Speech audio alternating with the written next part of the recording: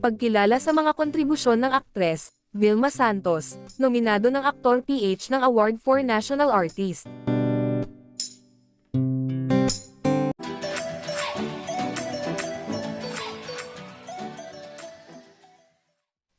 Ipinagbunyi ng mga Vilmanians ang paghahain ng nominasyon ng Aktor PH, ang organisasyon ng mga aktor na pinamumunuan ni Dingdong Dantes.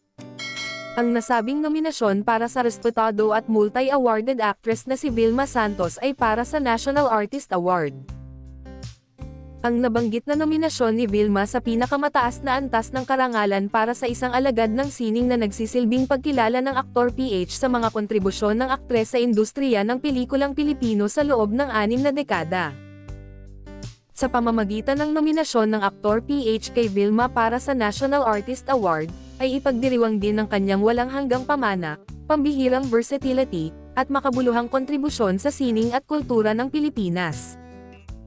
The star for all seasons has won numerous acting awards from prestigious local and international bodies, including Gawad Urian, FAMAS, Catholic Mass Media, the Metro Manila Film Festival, PMPC Star Awards, and international film festivals in Brussels and Dhaka.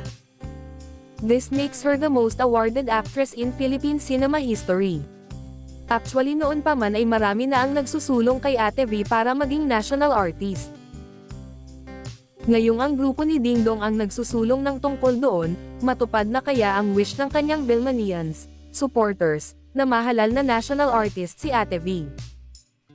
Ilan sa mga dahilan ng Aktor PH para igawad ang nominasyon sa aktres na kilala bilang star for all seasons ay ang kanyang patuloy na kaugnayan, dedikasyon sa kanyang propesyon at impluwensya sa lipunan na nagbigay diin sa kanyang pagiging karapat-dapat para sa nabanggit na prestihiyoso na karangalan.